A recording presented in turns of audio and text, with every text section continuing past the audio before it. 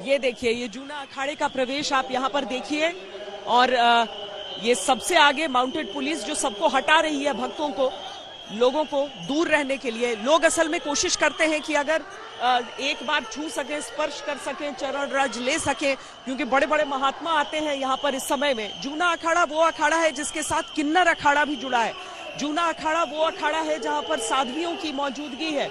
सबसे आगे उसी क्रम में देखिए, जो नागा साधु हैं वो सबसे आगे होते हुए, कुछ लोग, आम लोग फंस गए तो पुलिस उन्हें बचाकर निकालते हुए भी इस पूरे अखाड़े के रास्ते से।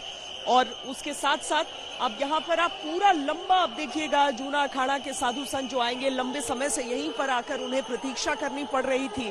और यहाँ प्रतीक्षा करते हुए जैसे ही उन्हें यहाँ से आगे जाने दिया गया है कि अब भाई, अब जो घाट है वो साफ हो गया है, अब स्नान के लिए पूरी तैयारियां वहां पर हो गई हैं, तो अब पूरी मस्ती में, पूरे उल्लास के साथ जो साधु हैं वो आगे बढ़ते हुए उसी तरीके से पुष्प की मालाएं भक्तों की ओर उछालते हुए आशीर्वाद स्वरूप सब आगे की तरफ निकल रहे हैं। क्योंकि श्रृंगार शरीर पे केवल इतना, या तो भस्म या फिर वो पुष्प, और उसका ही कुछ हिस्सा, कुछ अंश वो आगे समर्पित करते हैं। अब देखेंगे आप साध्वी भी, क्योंकि माई जो परंपरा है, माई अखाड़े जो है वो सब जूना के अधीन ही आते हैं। जूना के साथ आप इसीलिए साध्वियों को भी आते हुए देखेंगे। और मुमकिन है कि जो किन्नर जो है, किन्नर समाज के भी हैं, जो किन्नर अखाड़े के हैं, वो भी जूना अखाड़े के साथ ही स्नान के लिए आगे जाएंगे। पीछे जो जूना अखाड़े का प्रतीक है, ध्वज, वो ले जाया जा रहा है।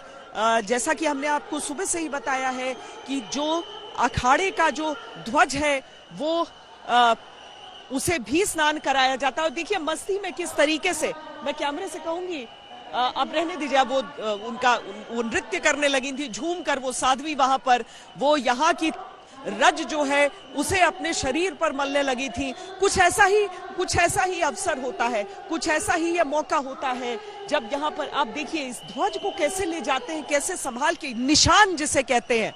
अब यहाँ पर बहुत चीजें आपको सेना से भी कॉमन दिखेंगी, क्योंकि छावनी है वैसे भी, अखाड़े हैं वैसे भी, और उसमें जैसे फौज में कहा जाता है निशान, वैसे ही ये धर्म का निशान है।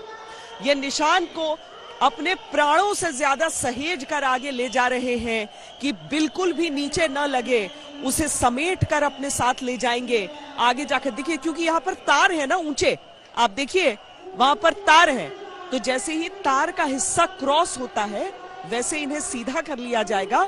और सीधा करने के बाद आगे देखिए, ये सभी नीचे उसमें चक्के लगाए गए हैं। और सभी जिन साधुओं को ये जिम्मेदारी है कि आप अखाड़े के निशान को संभाल कर, सहेज कर ले जाएंगे आगे, क्योंकि उनकी पूजा होनी है, वो सब अब उन्हें सीधा करके आगे ले जा रहे हैं। संजय, आप अगर सुन पा रहे हैं हमें, तो आपसे हम समझना चाहते हैं, एक तो आपने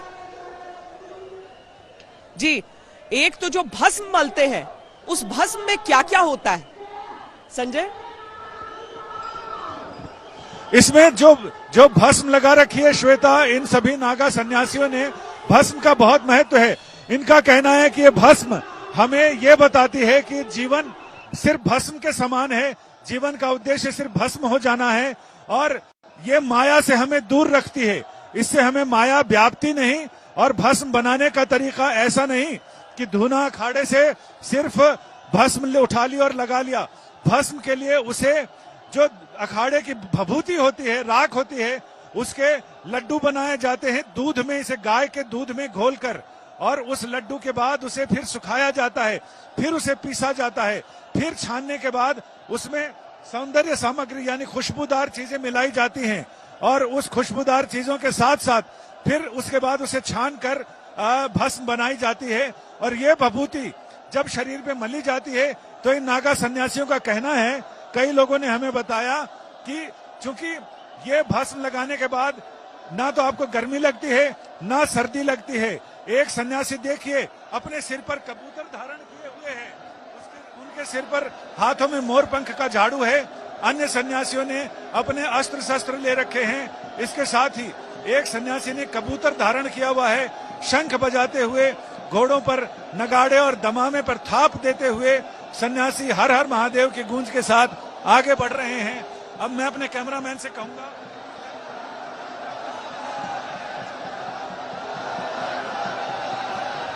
लग रहा है कि समुद्र में लहरें उठ रही हैं, हर तरफ तलवारें निकाले सन्यासी मस्ती में आगे बढ़ रहे हैं, उसी रूप में, दिगंबर रूप में, जिस रूप में उनका जन्म हुआ मां के पेट से, वैसे ही ये सन्यासी यहाँ पर रवाना हो रहे हैं।